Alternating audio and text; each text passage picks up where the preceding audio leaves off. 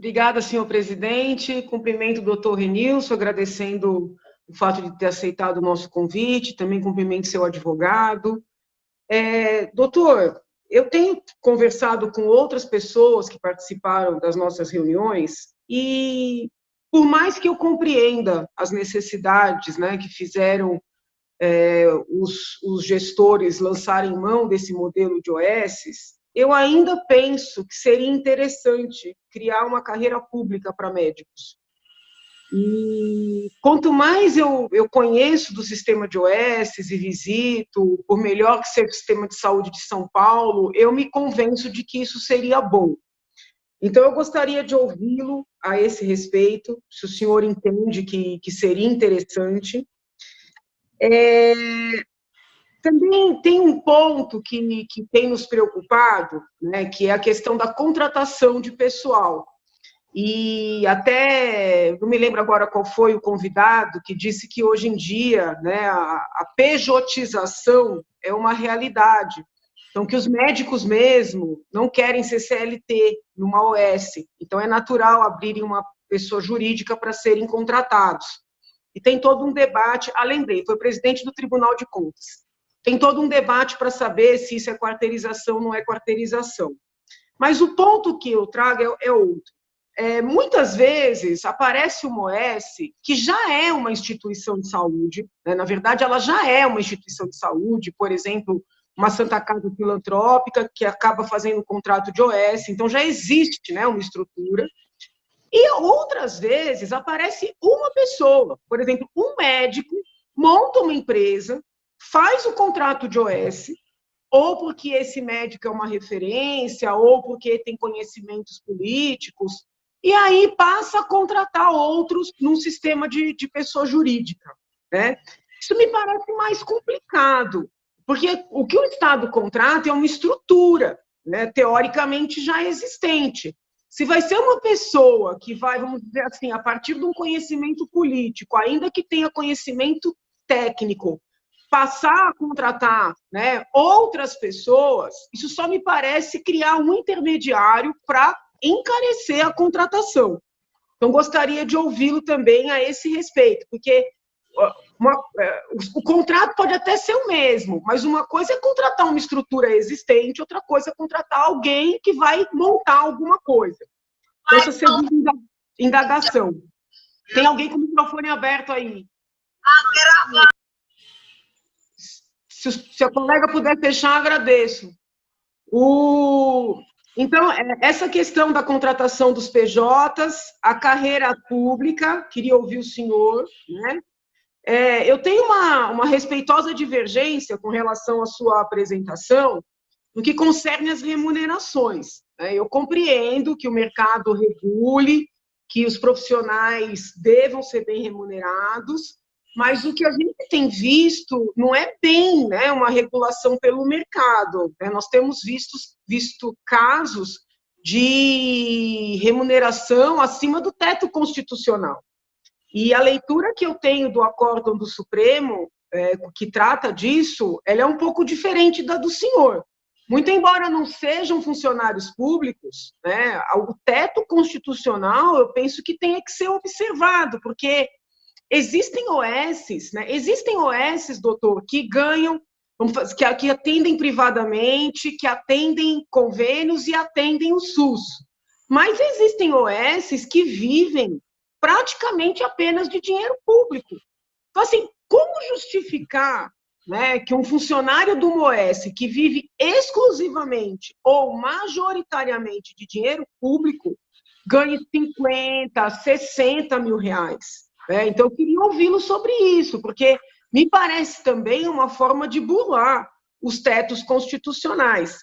E nesse ponto, né, queria ouvi-lo sobre uma questão que eu tenho levantado com todos os nossos convidados, que diz respeito à remuneração dos diretores das OS. Porque, data vênia, tirando esses casos, né, de filantrópicas, dessas centenárias, eu não acredito, com todo respeito, que alguém monte uma OS e se dedique 24 horas por dia a ela, e a gente sabe que tem N casos, E, assim, pessoas sérias que trabalham, entendeu?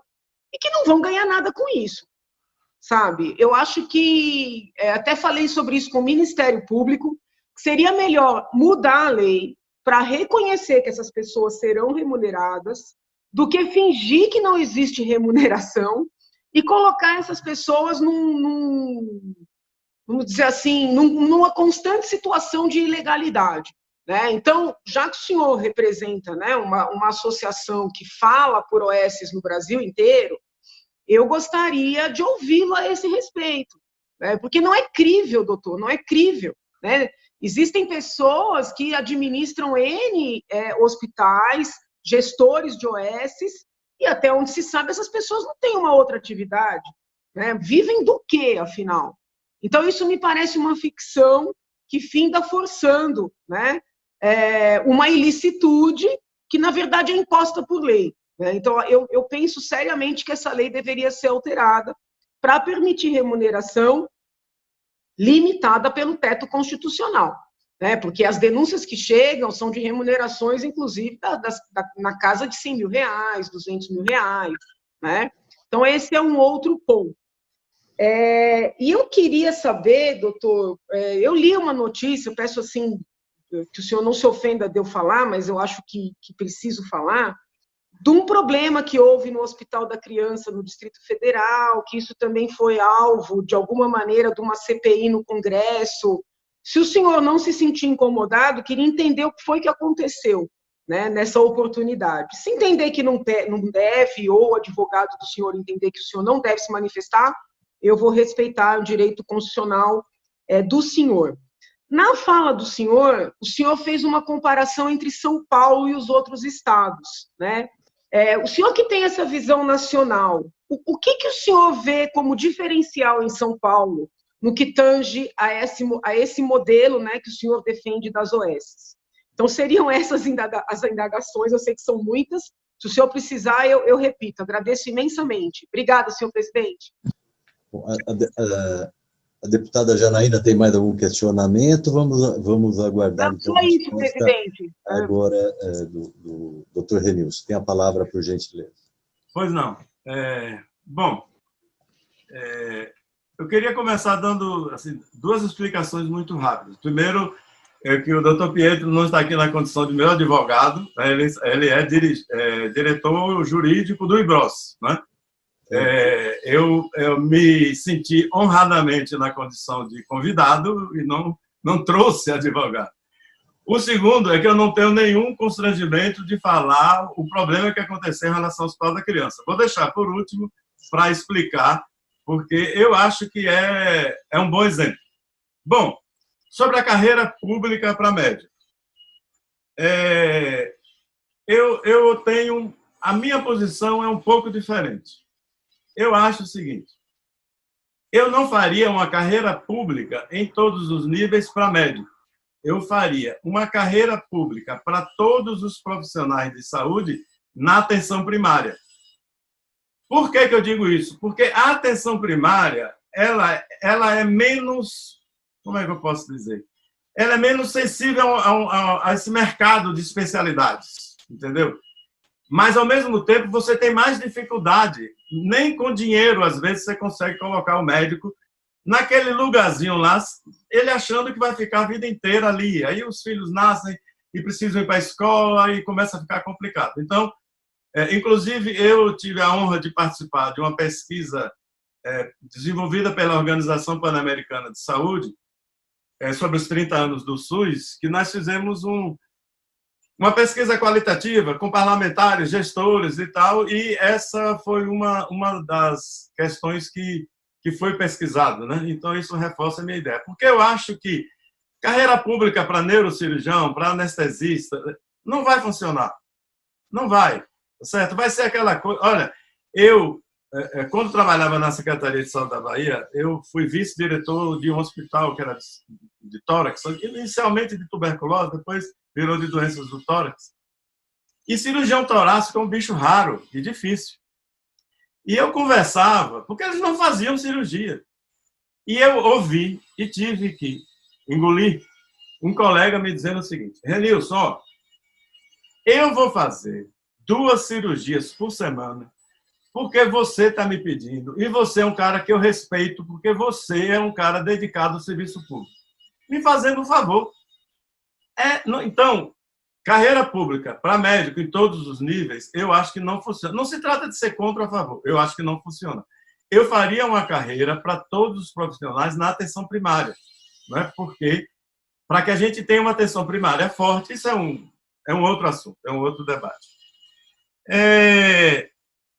A questão de pessoa jurídica é uma coisa que é definida pelo mercado. Se você perguntar a minha opinião pessoal, eu vou dizer para você que eu acho que os médicos estão fazendo uma besteira. Tá certo? Mas é o que eles querem. Tratar a pessoa física, você não consegue. Você só consegue contratar a pessoa jurídica. Porque diminui os impostos, os encargos, no curto prazo eles ganham mais, né? E aí fazem uma previdência privada, fazem um seguro, se para de trabalhar, recebe. Tem outros caminhos. Então, é uma questão de mercado. É uma questão de mercado. Médico, eu sou médico, posso dizer isso. Médico tem uma enorme dificuldade de aceitar a condição de empregado. É impressionante. É uma coisa ideológica. Médico não aceita ser empregado. Então, quando ele faz parte de uma empresa, ele não é empregado. Bom, quando pega o emprego público, não faz bom uso dele. É outra história. Também eu não quero entrar no detalhe. Bom, quando se fala de quarteirização, até onde eu soube, o presidente do Tribunal de Contas do Estado de São Paulo disse nessa CPI que não haveria quarteirização porque o contrato de gestão não é uma terceirização, é uma parceria. E é exatamente isso que eu entendo. Não se trata de uma terceirização. A terceirização pode ser feita. Né? A lei permite. A Secretaria de Saúde faz uma licitação para contratar uma empresa para administrar um hospital. Aí ele está terceirizando. Nessa parceria, cabe ao Estado definir as políticas, estabelecer as políticas. E cabe à OS executar as políticas. A OS não define política pública. Eu não posso, por exemplo, alterar o perfil do Hospital da Criança. Dizer, não, a gente aqui andou pensando, a gente acha interessante que devia ser materno-infantil. Não pode. A definição da política é pública. A OS executa essa política, e por isso é uma parceria. Essa situação, deputada, que a senhora colocou de um médico faz uma OS, volta àquela história. Primeiro, isso não é OS, isso é outra coisa que eu prefiro não adjetivar. E o gestor público que contrata a SOS, celebra uma parceria com a SOS, a gente fala contrata porque é contrato de gestão, mas celebra uma parceria, ele está de má fé. Eu não consigo nem dizer que é incompetência. Sinceramente, é má fé. Porque não pode, eu sempre falo isso, não pode 3 ou 4 amigos no botequim, na véspera, hoje em dia está difícil isso, tomando uma cervejinha, dizer, vamos fundar uma OS para administrar a unidade aí da secretaria. Não existe isso.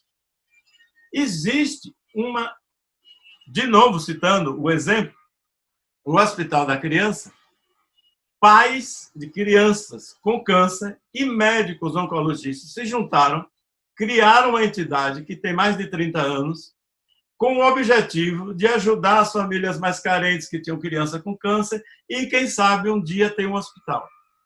Né? Então, a organização social é isso. A sociedade se organiza para fazer algo. E aí, já respondendo à próxima questão, por que é que toda a diretoria do ICIP não recebe nada? Porque eles fazem um trabalho voluntário, eles não trabalham dia e noite. Na estrutura hierárquica, eu sou o primeiro assalariado, eu sou assalariado. Tenho carteira assinada, né? CLT, férias, 13º, direitinho. Por quê? Porque é o meu trabalho. O nosso presidente é um empresário e ele dedica horas, né? Às vezes ele me diz, Renilson, eu só vou poder reunir com você hoje 8 horas da noite. E eu tenho que me virar para reunir com ele 8 horas da noite. Ele sempre me diz, Trabalho de voluntário é assim, tá certo? Bom, essa é uma coisa. Por que é que a organização busca fazer essa parceria sem ganhar nada? Porque esta organização foi criada para isso, para prestar serviço, tá certo? Infelizmente, eu tenho dito, a gente vai ficando velho, vai ficando meio coração mole, mas eu fico triste, não é outro sentimento, de ver que as pessoas só acreditam na motivação do dinheiro. Fazer um trabalho social me motiva. Eu preciso receber meu salário porque eu tenho contas a pagar, tá certo? Mas eu digo para você, eu poderia ganhar mais numa instituição privada lucrativa do que eu ganho no Hospital da Criança. Quando se fala em 100 mil, eu queria ganhar metade disso, eu queria ganhar um terço disso, entendeu? Eu acho que poderia ganhar no hospital privado, mas não me daria o prazer e a felicidade que eu tenho trabalhando no Hospital da Criança. Bom, só me permite só um comentário? Pois não. Acho que o senhor não entendeu. Eu não estava falando do senhor, entendeu? Não, entendi. É porque eu entendi que o senhor está representando uma associação, uma instituição que fala de várias OSs. Sim. Não é isso? Sim. Então, não é a situação do senhor. Não, o que acontece é o seguinte, existem OSs, né? Eu também não quero falar nomes para não ficar uma situação, mas que são empresas, né? Quando o senhor fala do Hospital da Criança, que é pais com pessoas, isso é uma coisa. Mas eu acho que o senhor, no cargo que está, eu acho que eu quero dividir. Pelo que eu entendi, o senhor é presidente de um instituto que representa várias OSs. Exatamente. E o senhor também é médico numa OS, que é o Hospital da Criança, é isso? Eu sou o diretor. Eu sou o diretor do Hospital da Criança. O que acontece? O senhor, às vezes, responde como representante da associação, né, do IBROS, e, às vezes, como, vamos dizer assim, diretor e médico no Hospital da Criança. Eu gostaria de entender, esquece um pouquinho, nesse momento, o seu trabalho no Hospital da Criança. Vamos falar da pessoa que administra, que regula, vamos dizer assim. O senhor é mais ou menos um órgão de compliance, né? O instituto que o senhor representa, de várias OSs. O senhor concorda comigo quando eu digo que existem OSs nessa linha do Hospital da Criança, que é o filantrópico, mas que tem outras tão gigantescas, que são verdadeiras empresas, né? É destas que eu estou falando, entendeu? E assim, quando o senhor pessoaliza, fica difícil, entendeu? Porque aí apela para o coração, né, do Hospital da Criança com Câncer, e a gente sabe que não é disso que a gente está falando, entendeu? Então, eu queria agora ouvi-lo com a sua experiência de quem coordena uma instituição que lida com vários tipos de OSs, entendeu? É nesse sentido que eu estou dizendo. Não é o cidadão que doa 2 horas da sua semana, do seu dia, para caridade. É o cidadão que trabalha ali 25 horas por dia. Né? E aí, como é que a gente faz? É nesse sentido que eu queria ouvir o senhor. Okay. E eu acrescento uma pergunta de algumas denúncias que a gente vem recebendo de OSs, que quando a gente vai olhar, e daí eu discordo do senhor quando o senhor acha que a gente não pode divulgar os nomes dos funcionários, por causa de casos como esses que eu vou relatar para o senhor. Quando a gente vai olhar o nome dos funcionários, mas uma infinidade deles não tem nada a ver com a área de saúde, nada a ver. Muitos foram candidatos a vereador, a deputado, não foram eleitos. Outros tantos são parentes de políticos. Então, assim, se não houver a publicação desses nomes, como é que a gente vai saber que o OS virou um cabide? O senhor entendeu? Então, esquece um pouquinho o seu trabalho como médico, né? Me fala o senhor, né, com esse olhar global sobre as OS, por favor. Tudo bem. Eu peço desculpa. É meio difícil a gente separar as coisas. Na verdade, o meu trabalho no Hospital da Criança, eu não sou um médico que faça assistência, eu sou superintendente executivo que administra o hospital e sou o responsável pelo uso do dinheiro público. Mas peço desculpa, porque realmente, às vezes, a gente, né, é mais fácil falar do nosso exemplo do que dos outros exemplos. Bom, eu vou começar pela sua última pergunta, porque eu acho que é simples de resolver a questão da publicação dos nomes. A secretaria recebe a folha todo mês, ou pode receber. Então, ela sabe. Os órgãos de controle podem solicitar a qualquer momento, né? A Assembleia Legislativa pode solicitar a qualquer momento. Então, o que eu defendo não é que essa informação seja ultra secreta. O que eu defendo é que ela não seja pública pelas razões que eu coloquei, né? Mas eu entendo assim, a Comissão de Saúde da Câmara de Vereadores, a Comissão de Saúde da Assembleia, o Ministério Público, o Tribunal de Contas, solicita essa informação, não tem o que discutir, a OAS tem que fornecer. Aí é nome, CPF, tudo que for solicitado, tá claro? Então, esse que é o entendimento. Mas, então, voltando à outra questão, eu falei uma primeira parte, vou falar de uma segunda parte, que é o seguinte. Presidente, só fazer uma parte em relação a essa questão da publicação, 10 segundos, porque o Tribunal de Contas ele tem acesso às folhas de pagamento nominais, faz parte da prestação de contas mensal, anual das organizações sociais de saúde, aqui em São Paulo, e a Secretaria também. Então, esses documentos, embora não sejam publicados no site, eles são de ciência e de controle do Tribunal de Contas e dos demais órgãos de controle, incluindo a Secretaria de Estado da Saúde. Bom, então, voltando, eu poderia, grosso modo, deputada, dizer que nós temos alguns tipos de OS. Né? Tem OS que eu chamaria de unitária, né, como é o nosso caso, tá certo? E tem OS que, até por apelo, né, e pressão da gestão pública, administra várias unidades. Nesse caso, no meu caso, de novo, não vou personalizar, mas a OS que é unitária, eu tenho no Hospital da Criança assessoria jurídica, setor de compras, setor de pessoal, uma série de serviços que eu tenho que ter, né, para fazer o hospital funcionar, para contratar pessoal, né, para fazer treinamento, para comprar material, medicamento, fazer manutenção. Infelizmente, tem que ter assessoria jurídica para responder coisas dos órgãos de controle, Ministério Público e tal. Quando você tem um OS que tem 3, 4, 5, 6 unidades, seria antieconômico ter essa estrutura em cada uma das unidades. Então, o que a OS faz? A OS centraliza isso e executa uma série de serviços de administração de pessoal, de compras, de assessoria jurídica, de uma série de coisas, centralizada, e faz o que a gente chama de rateio. Essa unidade central custa, sei lá, 1 milhão por mês, e este valor, que na verdade estaria sendo gasto em cada uma das unidades, é rateado proporcionalmente nos diversos contratos de gestão. Então, essa estrutura, ela é uma estrutura profissionalizada, tem diretores. Eu tenho no hospital um diretor administrativo, diretor técnico, diretor de ensino e pesquisa e tal.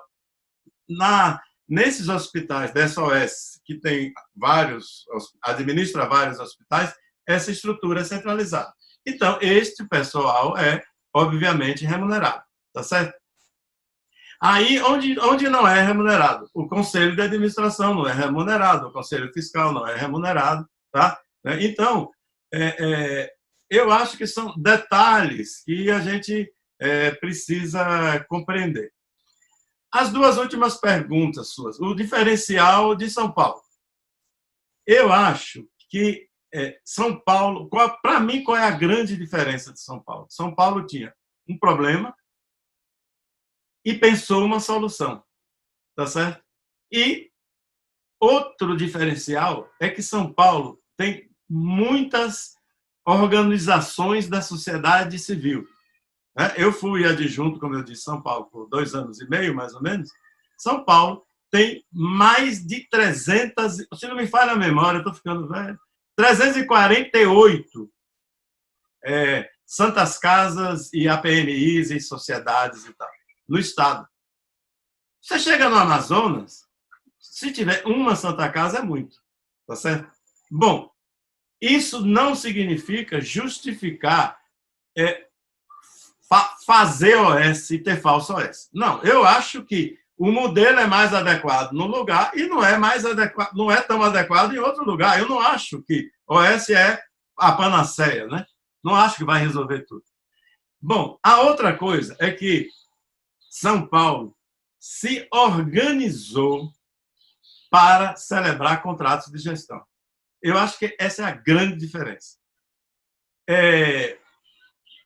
Eu tenho uma opinião pessoal, talvez os meus amigos das OS paulistas discordem de mim, mas eu acho que o processo de gestão de OS de saúde em São Paulo teve uma fase de evolução, depois teve uma fase de estagnação, e eu acho que entrou num caminho de querer engessar as OS.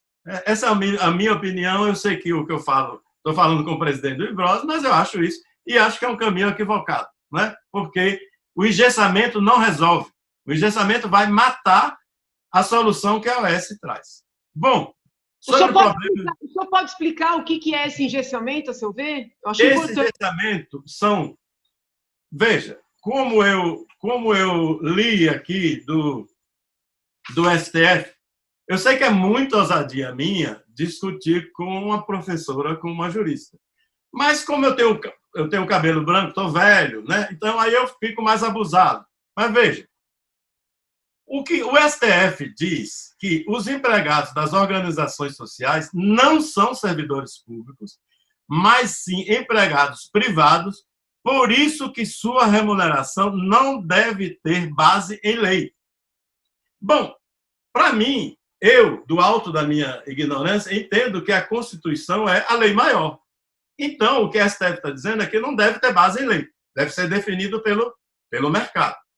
Então, o engessamento é quando o gestor público, parceiro, ao invés de fazer um acompanhamento em tempo real do que está sendo executado pela OS, começa a querer estabelecer regras mimetizando a administração pública. Limite de valor de salário, regras que estabelecem limites no processo de contratação. O que o STF diz, que a gente concorda totalmente, não poderia ser diferente, é que tem que ter um regulamento próprio. A secretaria pode analisar esse regulamento e dizer, olha, eu não concordo com algum aspecto aqui. Eu não posso, quando eu estou falando assim, nenhum dirigente de OS pode pegar o telefone e ligar para a farmácia e dizer, me traga aqui 10 caixas de, sei lá, qualquer antibiótico aí. Não pode, eu não posso fazer isso. Aí eu concordo com a deputada que eu estou utilizando dinheiro público. Então eu tenho que preservar pela transparência, pela impessoalidade, né? Então, mas eu acho que tem que se... Na verdade, assim, a OS ela tem que ter liberdade de meios. Não é uma liberdade absoluta, mas ter liberdade de meios. Se eu vou pagar um pouco mais a um médico e um pouco menos a outro médico, ou a uma enfermeira e tal, isso é uma necessidade do funcionamento, tá certo? A gente fala muito de especialidade médica, mas deixa eu falar de especialidade de enfermagem. Pegue uma enfermeira que sempre trabalhou na atenção básica e ponha ela para dar um plantão na UTI. Ela vai infartar no primeiro plantão. Por quê? É totalmente diferente. Então, de repente, essa área de enfermagem é enfermeira, tudo enfermeiro, não é? Mas para eu conseguir uma enfermeira para terapia intensiva, de repente eu preciso pagar um pouco mais para conseguir ter essa enfermeira. Bom, falando então o problema que aconteceu no Hospital da Criança. Eu acho que o grande problema é porque é difícil das pessoas acreditarem, né? Eu tenho certeza que a deputada Janaína vai ter dificuldade em acreditar. Bom, a Abrace, essa entidade original que, né, começou o projeto do hospital, procurou o governo e propôs um acordo. Governo, vocês me cedem o uso do terreno, eu construo o hospital, equipo, dou para o governo e a gente faz uma parceria para a administração. Isso, para mim, é uma coisa louvável. Isso eu acho que devia acontecer todo dia, em todo lugar. Tá certo? A sociedade querendo participar do governo, querendo ajudar a resolver os problemas. O governo concordou, foi celebrado um convênio. Pois bem, na hora de celebrar o contrato de gestão, foi feito um processo, que eu acho que nem caberia, de dispensa de licitação conforme a 8666, porque isso foi em 2011. Então, o STF não tinha se manifestado ainda. Bom, uma promotora do Ministério Público do Distrito Federal, Distrito Federal e territórios, eu gosto sempre de dizer em territórios, porque eu não conheço o território no Brasil, e eu não quero dizer o Ministério Público, para não ser injusto, porque não foi o Ministério Público. Uma promotora do Ministério Público entrou com uma ação de improbidade, pasmem, uma ação de improbidade administrativa, porque o governo do DF não fez uma licitação para selecionar o parceiro que iria construir o hospital. Minha gente, isso é ridículo. Isso é para rir. Quer dizer, o governo publica um edital. Quem é que está interessado em construir um hospital para doar para o governo? Isso é patético. O hospital foi construído, foi equipado e foi doado. É do patrimônio do governo do Estado, do DF. Mesmo assim, ela entrou e o que ela queria, ao final, além da ação de improbidade, era a anulação do convênio. Eu digo, puxa vida, vamos ter que gastar um dinheiro para demolir o hospital, para devolver o terreno. Sim, o terreno não é da Abrace. É um termo de permissão de uso. O terreno continua sendo do governo. Bom, eu nem estava na história quando foi celebrado o convênio, nem quando foi celebrado o contrato de gestão. Eu fui contratado depois que foi celebrado o contrato de gestão. Como é que ela incluiu o meu nome? Porque eu a tudo assisto, como é a palavra? Imóvel, alguma coisa desse tipo. Essa que é a acusação. E isso me trouxe um desgaste enorme, porque, sinceramente, em Brasília, dinheiro público, improbidade administrativa, até prova contrário, é ladrão, tá certo? E eu, com a história de vida que tenho, isso me doeu muito.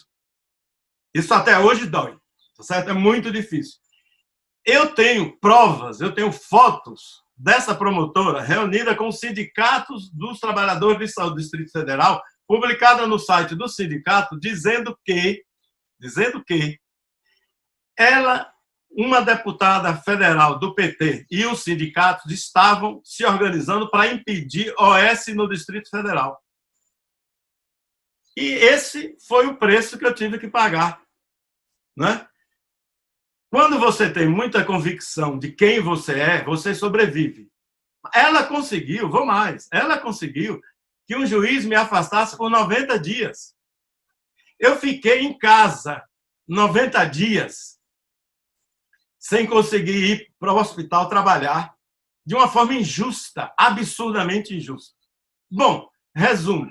Isso foi para a segunda instância e vale a pena ler a decisão do Tribunal de Justiça do DF, como esclarece tudo isso e como desqualifica, né, porque não tem outra palavra, essa promotora, tá certo?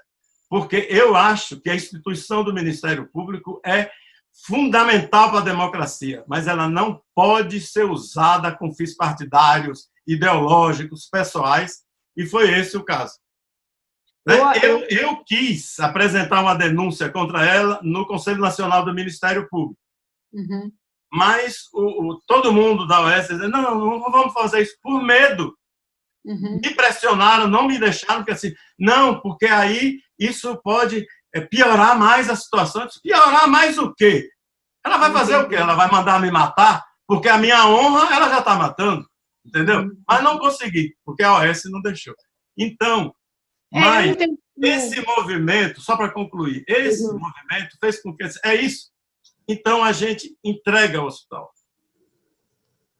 Isso causou uma revolução em Brasília. O Correio Brasiliense deu manchete de primeira página 5 dias seguidos, do que significava o ICIP devolver o hospital para a secretaria.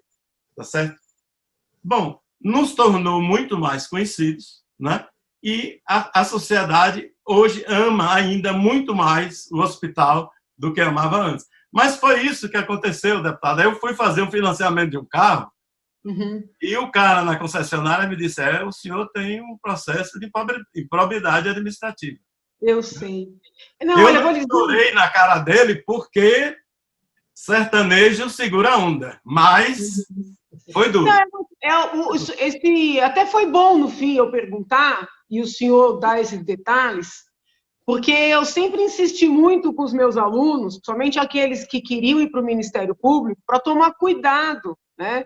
Porque a lei de improbidade, ela é uma lei muito ampla, e às vezes qualquer situação onde as pessoas estão até muito bem intencionadas, pode ser encaixada nessa lei, né? Então, eu sempre orientei para olhar a intenção, né? Ou seja, o dolo, se tem alguma intenção de desvio, de favorecimento, né? Porque, infelizmente, às vezes a pessoa é muito jovem, sabe? Faz uma leitura muito formal da legislação, não consegue entender o impacto social daquela ação, né? Então, assim, aceite minha solidariedade. Eu já vi muitos casos parecidos, e o que é mais triste é que, às vezes, em situações em que tem ilicitudes assim, flagrantes, né, as autoridades não conseguem alcançar.